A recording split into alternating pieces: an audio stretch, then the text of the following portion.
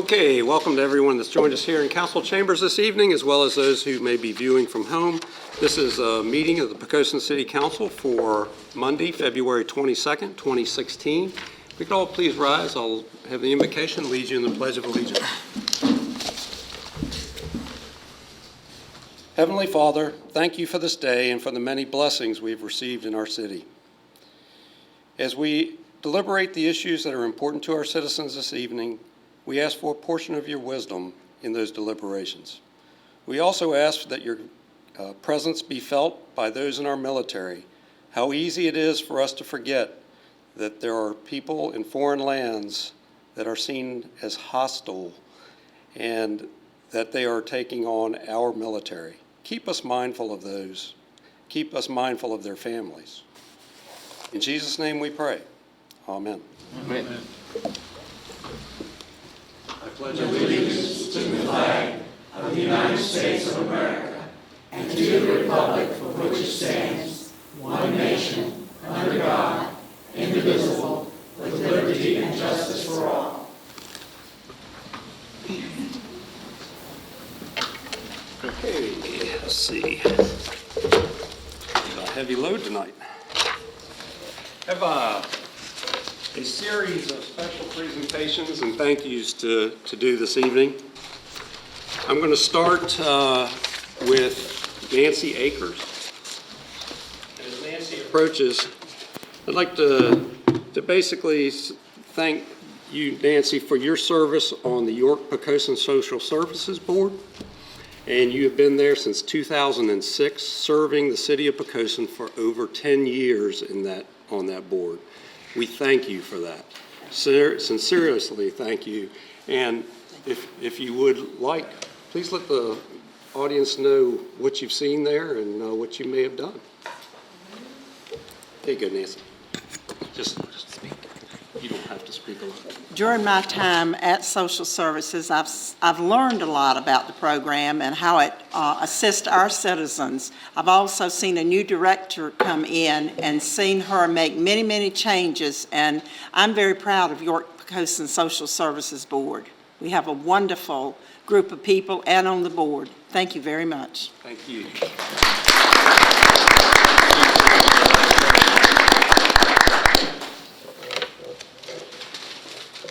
Okay, the next one that I'm going to call up here is Sean Avery. As Sean approaches, he has served on the Planning Commission for us from January of 2008 to January of 2016, only 8 short years. Okay, but in 8 short years, I'm sure you've seen your share of, and I know you've seen Walmart. So bottom line is, we thank you for your service. I'm excited by your new opportunity, and if you'd like, tell everybody about that. Because that's something that helps other localities as well. Well, thank you very much. About a year ago, I got the opportunity to take on Opportunity Inc. of Hampton Roads, which is the workforce development organization for the region.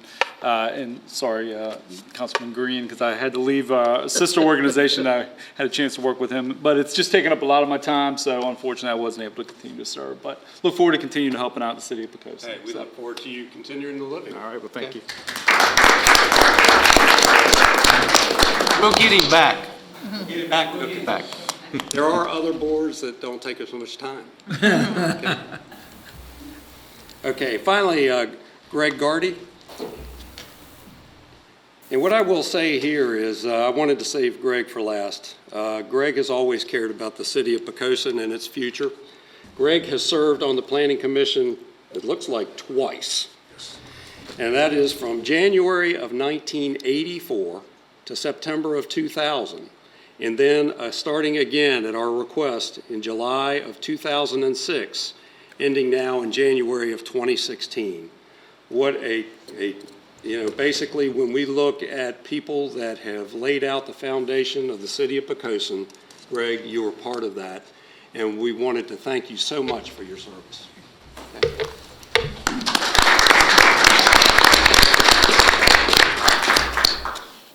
I really wanted a ticker tape parade, but yeah, it's been a while. 1984. Seen a lot of things pass through our meeting places.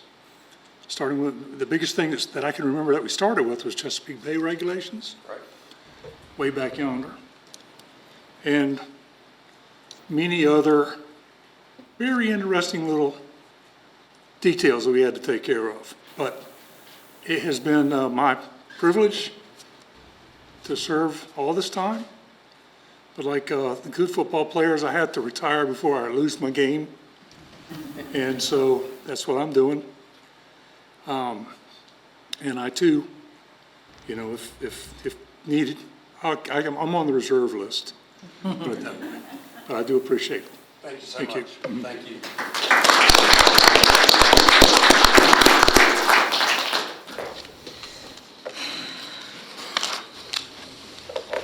Okay. Then under the city manager this evening, we have the Urban Crescent Education Funding Initiative. This is a video. Yes, sir. We have tried all day to get this video to play with appropriate audio. We were half successful most of the day, meaning we had the video, but the audio was not good. Mr. Speechley and others worked hard, spent a great deal of time trying to get that done, and we think we've got it, so I apologize in advance if it doesn't work. If it doesn't work, we'll post it tomorrow. We spend on There we go. education for our children. State funding for public education has been reduced by $1 billion since fiscal year 2009. Localities, school divisions, businesses, and chambers of commerce in the Urban Crescent all realize the significance of state funding for education. Large and small localities alike have been struggling with reduced funding for many years. State funding on a per-pupil inflation-adjusted basis has decreased from $4,275 per pupil in fiscal year 2009 to $3,655 per pupil in fiscal year 2015. Local governments are contributing double the amount required under current statute for public education, even as property values have significantly declined. According to the Virginia Joint Legislative Audit and Review Commission, in 2012, Virginia was the 35th ranked state in per pupil funding and was ranked 41st in 2015. In order for Virginia to compete in national and global economies, adequate state education funding needs to be a priority. The question is how the continued decline in K-12 funding impacts local governments. Difficult choices: social services, police, fire protection, utilities. These are the entities in our cities that are competing with our schools. It's placing additional stresses on our limited local funds. The lack of adequate state funding places undue stress on local jurisdictions to make up the difference. Quality education is not a luxury, it's an absolute necessity. The future of our community, our county, and our entire state is dependent on the quality of our public schools. So as we look to the future, we know that we have to continue to sustain great schools in every community throughout the Commonwealth, and we can no longer do that without additional support from the state. The ability to have great teachers in every classroom, the ability to be competitive with pay, the ability to provide academic supports that our students need as the educational needs of our students are growing are so important. The future of our community, the future of our county, the future of our state really depends on these important decisions. A quality K-12 public education system is a critical part of a high-quality community.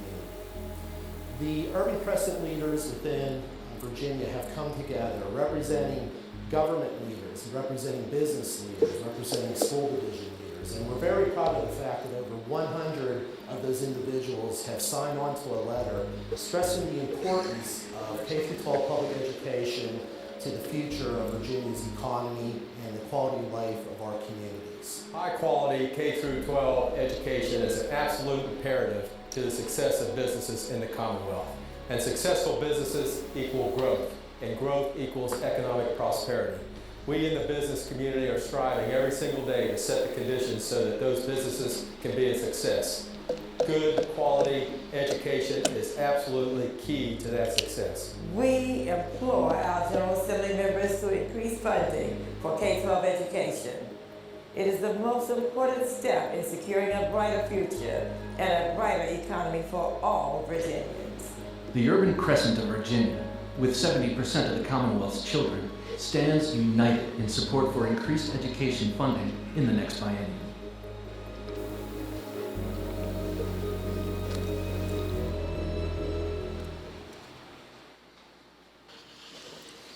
Very good. You got the audio and everything. Bob did. Thank you, Bob. I would, if I could, Mr. Mayor, I had occasion before Christmas to represent our community at the Urban Crescent meeting, which was held in Stafford County.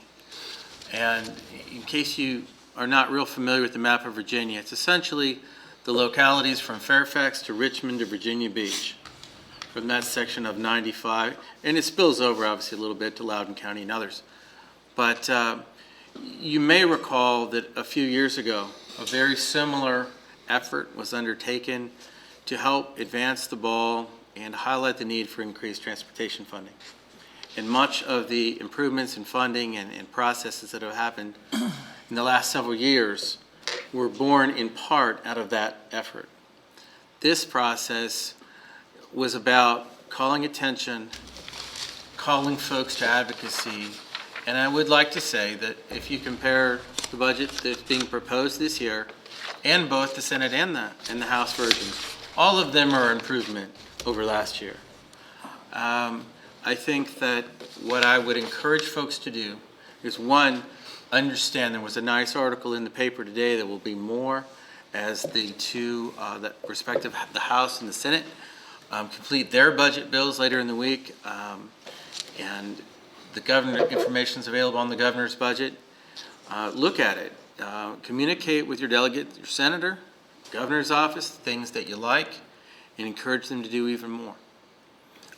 It seems that they're beginning, we're seeing more effort than we've seen as they too pull out of the recession. We need to thank them for that. We need to respectfully let them know that while we're thankful that we're beginning to see movement, we need more and we need consistent movement. But so I would encourage everyone to become familiar and provide both encouragement and your expectation for continued advancement in this issue. As doing quick math, we saw half an hour ago the change in schools, and this is quick math, so don't hold me to it too much, but we've lost 600 students. And you saw the amount of money that comes when we lose the state support, but more importantly, for 2,000 plus that we have, the more than $600 per student per year that was removed, and the actual number and its impact is way more complicated than that simplified chart, and not in a positive manner, the superintendent, which I'm sure could talk about. We just talk about the order of magnitude reductions. Each year the superintendent and school board have been here and they have tried their absolute best to deal with the impact, not just of decreasing enrollment, but this substantial decrease in funding. And despite the continuing efforts every year by the city council to do more, it's just caused greater and greater and greater hardship on an already lean and small budget that our school division had. So advocating for this and learning about it is not some academic exercise, although that's probably a bad choice of words because it is an academic exercise.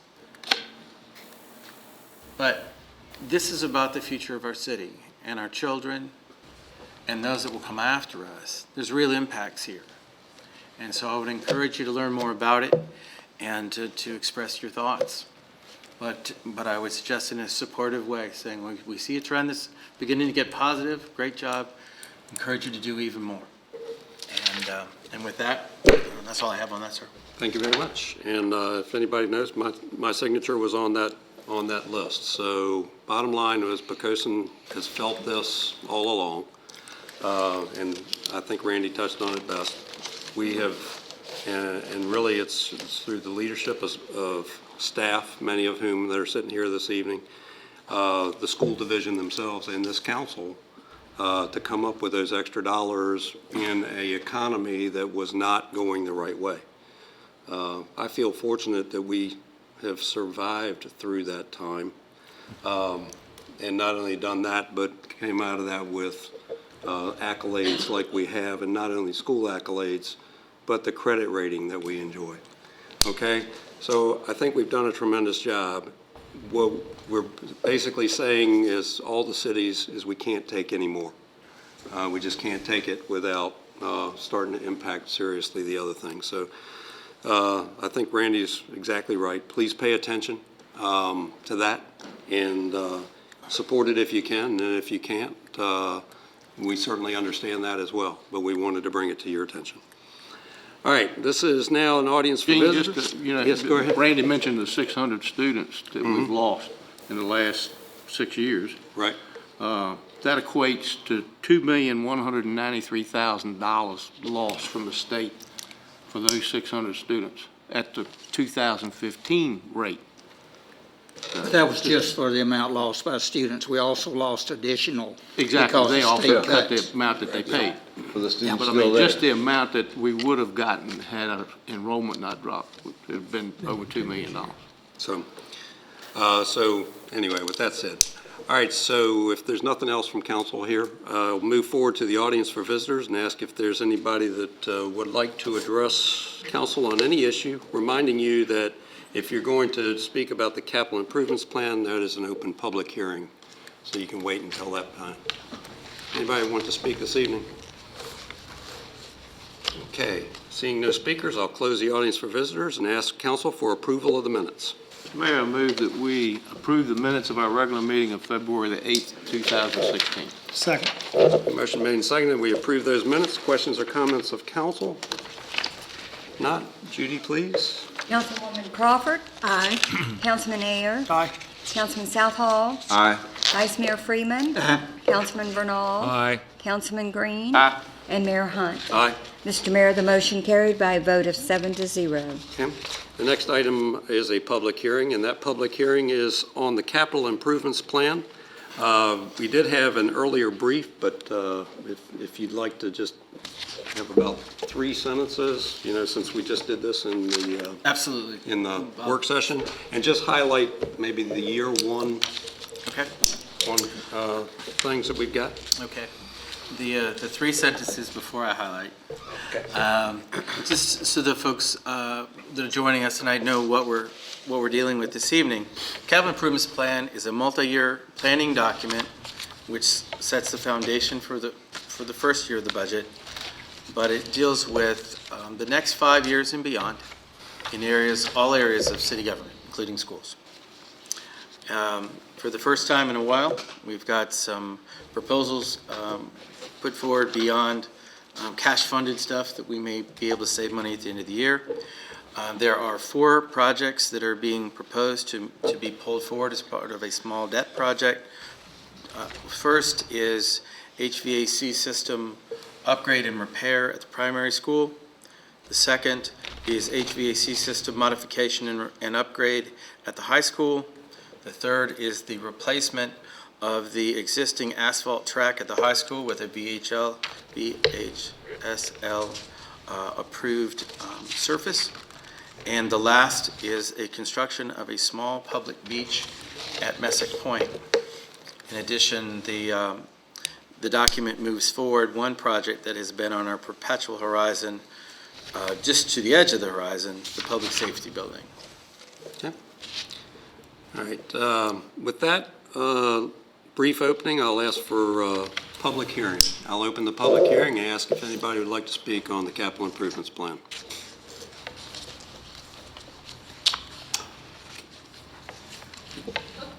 Yes, sir. Good evening. First of all, as Mr. Mayor has pointed out several times, trust in the numbers. I trust in y'all, as I think most of us do, that the right thing will be done. Capital improvement plan, as I've perused the 76 pages, not thoroughly, look interesting. I like what I say. The one question that I did, first of all, I'm Alan Moody, 278. Okay, I figured you knew that. The one concern that I have is probably the one y'all have the smallest control over, and that's the Wood Creek project. I know this is state-funded, the majority of it, but as I'm sure everyone knows, we pay state taxes also. So I guess one question I have to y'all is that something I should address with state rather than local. But my concerns are we're trying to solve a problem that I don't see it really exists. I travel out that way every single day. The only time I ever have a problem with Creek is if there's an accident. I'm never slowed down at all going in or out. Victory Boulevard, completely different. We're all aware of that. I would rather see the funds go to that side rather than this side. I know one of the concerns that they were trying to address was flooding. The road floods. One thing I would like to point out is when that road floods, half of Poquoson can't get to or out of their house already anyway. I'm one of them. So I know if I'm coming in and that road's flooded, I better just go find somewhere else for a little while because I'm not going to be able to get to my house. So while we would be limited to one way out, a lot of Poquoson wouldn't be able to get out at that point anyway or get into their homes anyway. So I think it's a problem that I think Victory Boulevard would be better suited to do first. Like I said, I know that this falls to state most of the time, but I was busy trying to stop something else, so I decided to bring this up at this time. And if addressing the state what is best suited, I'd rather, if y'all could let me know. I would be happy to talk to you after the meeting about the two, but you're certainly welcome to bring it up to the state as well. All right. Okay? Thank you. All right, thank you. Anyone else? Okay. If not, I'll close the public hearing and ask for consideration by council. Move that we adopt a resolution adopting the 5-year capital improvements plan for the city of Poquoson for fiscal years 2017 through 2021 and beyond. Second. A motion made and seconded that we approve the capital improvements plan. Questions or comments by council? Seeing none, Judy, please. Councilman Green. Aye. Councilman Bernal. Aye. Councilman Ayer. Aye. Councilman Southall. Aye. Councilwoman Crawford. Aye. Vice Mayor Freeman. Aye. And Mayor Hunt. Aye. Mr. Mayor, the motion carried by a vote of 7-0. Okay, the next item on the agenda, and I would assume this is now under new business, is a resolution authorizing the city manager to enter into a contract for an airboat. So, Mr. Mayor, I'd like to ask Lieutenant Breeden to come forward. He's itching to share with you. I know he is. Have you actually taken the training yet, sir? No, not yet. Okay. Not yet. Briefly, what we're talking about is an airboat to help support emergency operations and evacuation throughout the city of Poquoson, not only during times of flooding, but just to access areas that are normally not accessible by normal watercraft. What we did was we actually applied for, kind of under the inspiration of the city manager, and under the expert tutelage of the fire chief, we worked together and I was able to successfully get a grant under State Homeland Security to purchase this. This is a zero match, no funds from the city grant. I had a lot of people ask me, well, why an airboat? Why not a mud boat? Why not any number of different things? Well, they're not just for cruising through the Everglades and seeing everything. It's a tool that is commonly being used by law enforcement, fire agencies, rescue squads around the country. From, again, the swamps of Louisiana to Alaska. They're using them quite frequently. Airboats have been involved in every major natural disaster event associated with flooding in the last 15 years. From obviously Hurricane Katrina, Superstorm Sandy, the mudslides in the Pacific Northwest a couple of years ago. This was the only piece of equipment that could actually navigate across the mud flats and waters that were there. One of the things that we run into is shallow water, as we all know. This boat is flat bottom. There's nothing in the water, so if we hit debris, it's no problem. We're not gonna, if anybody that's been on a boat knows, you know, you can damage a prop. We don't have to worry about that. There's nothing under the water. One of the big things is we get people in distress. It's hard to get a conventional boat. If they got their boat aground, chances are we're not getting our boat there. The other thing is with some of the other stuff that we're pushing with the Blue Way, the kayakers, the paddle boarders are getting into areas that we can't take conventional boats. This boat will get there. We can use it for urban flooding. All things being considered, we understand that it still produces a wake like any other boat, like any other vehicle that would be going down the road. One thing that we don't have to worry about is with the big deuce-and-a-half Army truck that we have now, we have to be concerned with seeing the edges of the road. There's always a potential for getting that truck into a ditch, and then we've got a vastly different situation. Daytime, it's not so bad. Nighttime, it's treacherous. This is one that we don't normally think about around here is ice rescue. I could tell you from experience, last winter when everything was froze up, we actually had a call of a kayak with nobody in it upside down in the river. The creeks were frozen over so badly it would have been very difficult to launch our boat. Luckily, there was a Navy helo in the area. We were able to contact the Coast Guard quickly, get that asset on scene, and verify that it was not an emergency. Had we had an airboat, would have been a tool that we could have got there without question. This is kind of a funny one. Smoke removal from large buildings. We've got large grocery stores here, and we have hardware stores and stuff. One of the pictures that you see up there is actually in southern Maryland. There are 2 airboats that were called to a Home Depot to help evacuate smoke, just because the normal fans couldn't get it out of there. The specifications on this boat, it's 18 foot long, 8 foot wide. One of the things that when I was talking to various builders was the ice-rated hull. This actually has an ice-rated hull. So if it breaks through the ice, no matter what, we should be good. Does have a lifetime warranty.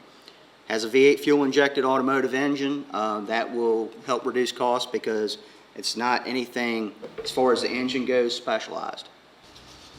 Load capacity of approximately 1,800 pounds. It will haul a lot of people.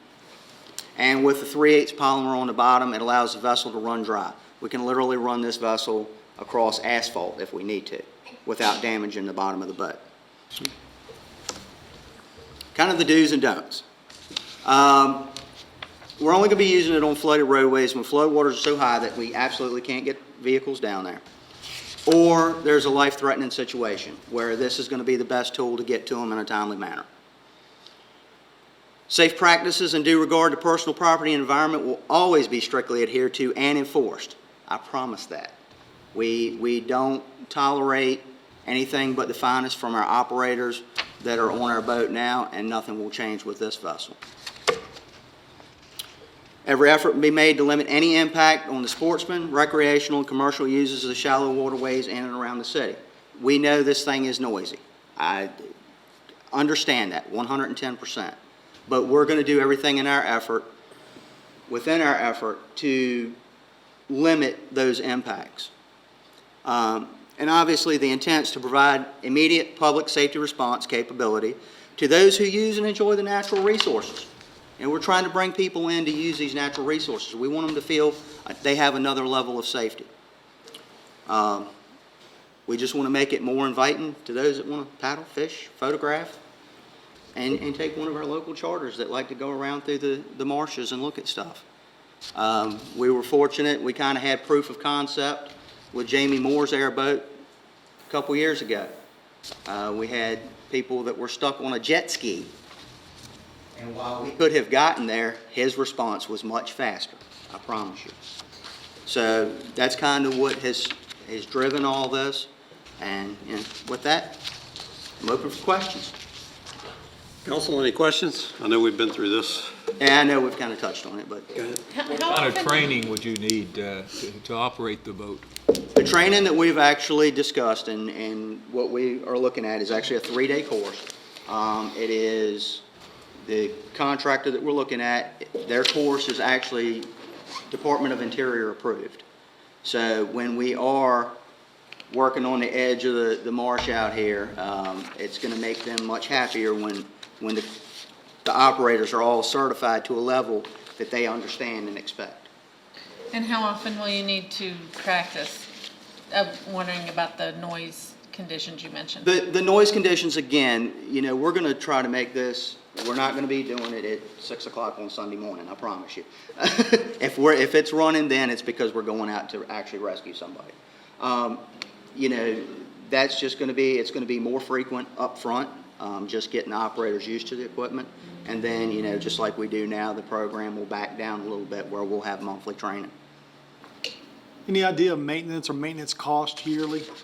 Maintenance cost yearly, as with the big boat that we have now, we've actually been able to keep that extremely low by an aggressive maintenance program, minimizing the overall cost. It's easier to maintain than repair, as you well know. And through keeping it, it'll be actually on a trailer. It's not going to be sitting in the water all the time. So basically, it's going to boil down to oil changes. So the cost should be relatively low. Now, over a 5-year span, there'll be certain things that need to be done, and to say exactly what those costs would be today, I can't tell you that, just from the aspect that we don't know what we'll encounter between now and then. But through the routine maintenance cycles, the cost will be extremely low. I guess the boat hull has a warranty on it. Does the motor itself, how long is the warranty on that? It's a 2-year warranty on the motor. It's actually a Cadillac engine that powers this thing. And the rest, there is another manufacturer that offers one with a Cummins, which I know that's in your wheelhouse. Better. But, Joe, I think you told us last time that the people you're buying it from will do the training here. We don't have to travel. Not the builder will not be doing, but the contractor that'll be doing the training will do it here. Right. And they are already familiar with our waterways. It's actually part of the crew that trained Jamie on his airboat, and they are nationally recognized, so yes. And it gives us that extra ability to rescue folks. Like we just had a speaker that said his house was isolated. With an airboat, we can go pick him up, take him right out, and put him in an ambulance, take him across that new West Creek Bridge. Yes. Okay. Really? You could. That'd be interesting. All right, any other questions? All right, thank you. Can I say something? Yes, go ahead, Randy. I just want to reiterate and first thank Joe as well. But the first time that this idea crossed my mind was in November of 2009, about 6 months after I got here. Norita came, and it was a 3.5-day event, as you'll remember. Mm-hmm. And the first time it crossed my mind was when the Deuce and a Half, that's the Army truck that we have, attempted to do a medical transport at night in the flood area and got stuck in the ditch. Fortunately, it didn't turn all the way over in the ditch, but that was the first time I thought of it. And I can't remember if it was that day or the next day, we had an elderly woman who was experiencing some real problems, anxiety relating to the storm. And one of our police officers waded through chest-deep water to get to her. And it occurred to me, one, that itself was dangerous for our officer, but more importantly, in that respect, she couldn't provide any other comfort than herself and her own expertise in terms of equipment or transport. We just didn't have it. And so anyway, it was on a list of things if we ever had an opportunity, and the work that Robert and Joe did on the fireboat, which was paid for with the same grant, sort of fueled the pump a little bit. So I did ask Joe and Robert, if you ever saw an opportunity, I hope that we'll never have to use this thing, but I know better than that. Okay. Anything else? Is anybody prepared to make a motion on this contract? Mayor, I move that we adopt a resolution authorizing the city manager to enter into a contract with Diamondback Airboats LLC. Second. Motion made and seconded that we go forward with this contract using this grant. Questions or comments? Final questions or comments? If not, Judy, please. Councilman Southall. Aye. Vice Mayor Freeman. Aye. Councilman Vernal. Aye. Councilman Green. Aye. Councilman Ayer. Aye. Councilwoman Crawford. Aye. And Mayor Hunt. Aye. Mr. Mayor, the motion carried by a vote of 7-0. Okay. Thank you very much. And the last item on the agenda. Nope. No. Oh, Nope. Next to last. Next to last. oh, I'm sorry. Ordinance appropriating funds for the Messick Point Breakwater. Sorry. This would be for Phase 2 of the Messick Point Breakwater. Mr. Correct? Mayor, since Dave has hung in with us, I'd like to invite him to come up and speak. And as he does that, just remind you that Come on up, we Dave. brought this to you recently as an approval to move forward with the grant. You asked us to do a little bit more work, and so Dave will report where we are and what we're asking from you this evening. And Dave, one question that's on our mind is, will the airboat go over the breakwater? Well, I'm certain that we can engineer it, can't we? Mr. Mayor, Council, good evening. On January 11th, as you'll recall, staff requested and received authorization from Council to submit a grant application to the Virginia Port Authority for an additional breakwater at Messick Point.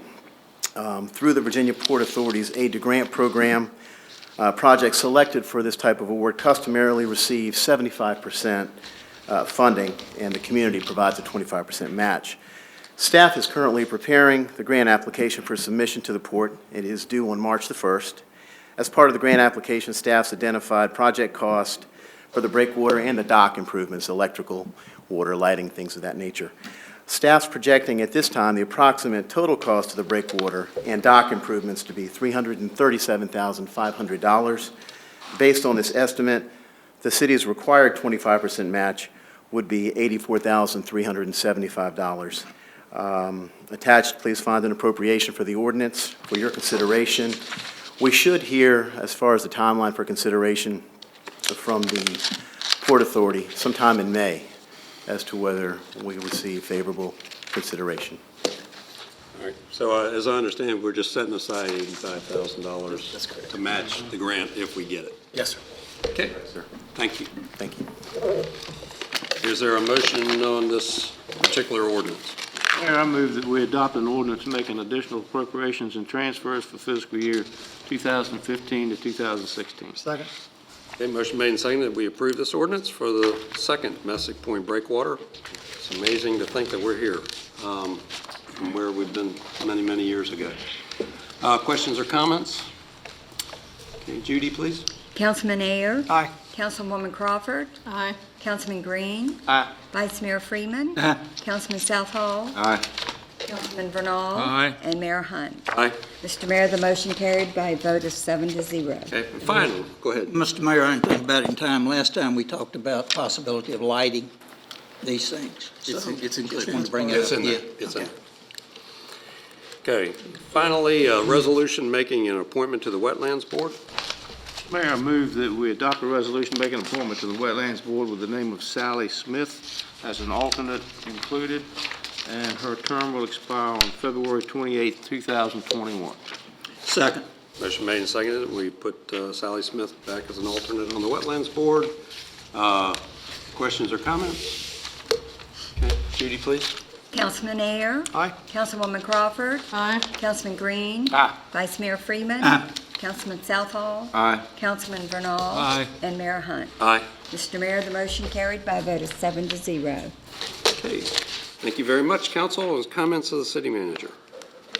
Just a couple things, Mr. Mayor. First, I just, even though they're not here, I want to thank the Planning Commission for the excellent discussion we had last week on the capital improvements plan, as well as your time this evening. We are in the beginning of a new phase of capital improvements planning, and it's an exciting time to be involved in that document. And like you said earlier, that's the first time that any of us remembers that here. So thank you for that. I also want to thank in advance Delegate Helsel, who has already extended an offer to help us to support this grant that you just appropriated some money for. As you recall, in addition to your efforts and staff's efforts, he was instrumental last year, and has offered to help us again this year. That's all I have, sir. Okay, thank you very much. Councilman Vernal. Just echo what has been said about the favorable capital improvement plan. Delighted to see that taking on some of the projects that have been deferred for a long time and much in need.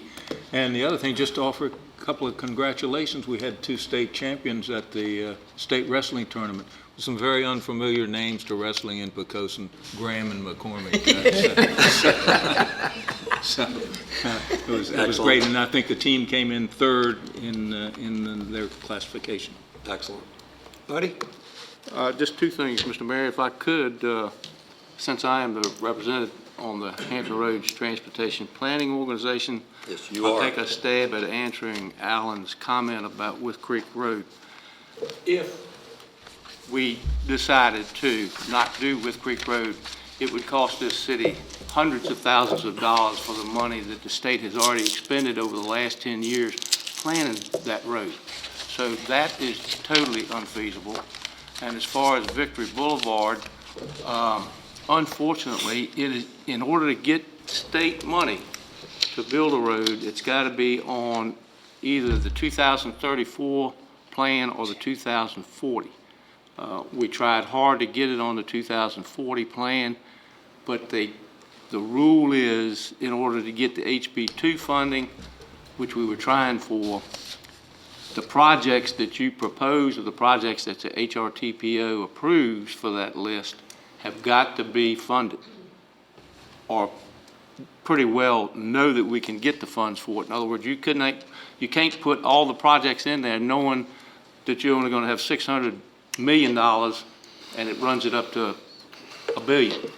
So the projects you put on the 2040 list have to have a pretty good chance that they'll be funded. Victory Boulevard, unfortunately, was not one of those.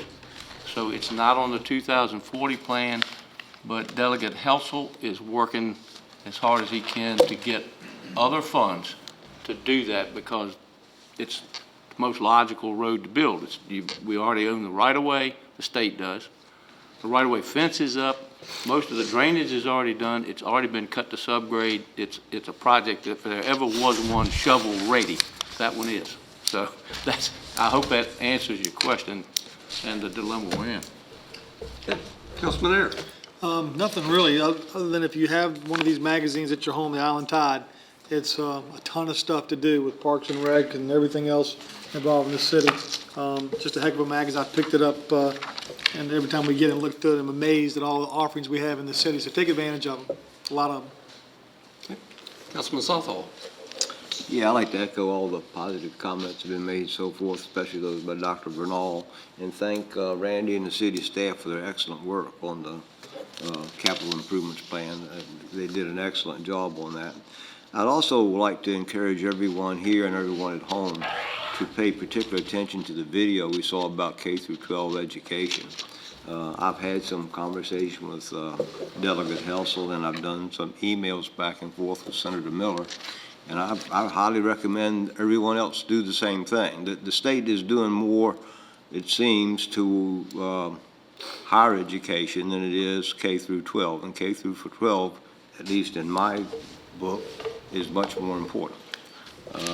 Their funding has cut us way short. This city, like the others, has been cut to the quick. We don't have a lot of commercial funds to help us, and it all comes from real estate taxes. And so I encourage everyone to pay careful attention to the education, especially K through 12, and write your senators and your delegates, and let your voice be heard. Councilwoman Crawford. And I just wanted to thank everybody who did show up tonight, particularly from the departments that we didn't have to call on, or we didn't call on. You look good. Thanks for showing up in your finest. And I wanted to remind everybody and invite you to come to the Kiwanis Boating and Fishing flea market at the high school, Poquoson High School, on March the 12th in the morning. It begins, I believe, at 8 o'clock and goes until 1. So come and buy some boats or sell your boat. You can look online at the Kiwanis website, Kiwanis of Poquoson, and get a booth if you want, or just come and get some art or anything boating related. What was the date on that? March the 12th, it's a Saturday. Mr. Vice Mayor. I don't really have anything else. I'll add just a little bit of, about Victory Boulevard to what Councilman Green said. There is some emergency funding available, and right now, we have 2 ways out of the city, and if one of them gets blocked, then we're down to 1. So that puts it pretty high up on the emergency list. So the fact that it's not on the published list beyond 240 or 2040 does not mean that it won't go ahead. So we're kind of hopeful that it will be done relatively, in the next 5 or 6 years. Just to add that. And that's all. Okay, one thing I'd like to recognize tonight, and that is that we are having a community food drive. Buddy, you forgot to mention that. Oh, yeah. Would you like me to? Yeah, and I'm also- going to send it back to you. I said I had 2 things, and I forgot the second one. Boy, I'm getting old. We have a community food drive scheduled for March the 21st through the 25th. And the douche and a half will be at Farm Fresh Wednesday, Thursday, and Friday. The first 2 days, I believe they're going to collect at the fire station and police station. And this is for food for the food pantry here in Poquoson. They get very low at this time of year, and the schools just can't have enough drives to keep them filled. The other thing is tomorrow is food distribution day for the food bank at the old City Hall from 10 to 1. And this time, Mayor Hunt, I'm sure you will remind me that I messed up last time. It is hosted this time by the city staff. So we appreciate that. I actually didn't give you as hard a time as city staff did. No. Wife did. No, when I got home, I got the worst part of it. Okay. Well said, and I appreciate that. And I will remind all the citizens, the political landscape of Poquoson is changing once again. I think we're one of the ones that gets tossed around every time they redistrict. Poquoson will, in the future, be in the 2nd district now after the Supreme Court case, which means that your congressman will change. Okay, so please pay attention to that. It's an important race for all of us, and that's why you've seen recently, I know Randy Forbes was in the city. He's running for that seat. I'm sure there's 2 others running, but it is going to be different. So we just need to make those adjustments in your thought processes and keep aware of that. As well, what I would like to say is, again, thank you to staff for all of the things that you have done in this tumultuous time since 2008 to keep us above board. And we hope that the future, beginning with this particular budget, will start to heal some of the wounds that we've gone through. Let's see, community food drive, we got that. The CRS program, I think we've covered it all. So without further ado, I'll ask for a motion to, hold on. Would you like to speak? Yes. We have tried for several meetings to have the drama club come so that they could be recognized. I'm going to do that at the next meeting. Are you going to do that next meeting? Yep. I'm going to make one more appeal to get them here. Okay? And I have that information right here. Okay. So I'm going to try one more time because I know 3 of these kids, and I know Councilwoman Crawford will lend her aid in getting one of them here, and I will lend the aid in getting the other 2. Okay? All right, thank you. Is there a motion to adjourn? So moved, Mr. Mayor. Second. Okay, motion made and seconded that we adjourn. Judy, please. Councilwoman Crawford. Aye. Councilman Ayer. Aye. Councilman Southall. Aye. Vice Mayor Freeman. Aye. Councilman Vernal. Aye. Councilman Green. Aye. And Mayor Hunt. Aye. Mr. Mayor, the motion carried by a vote of 7-0. Thank you very much. We are adjourned. Oh, thank you.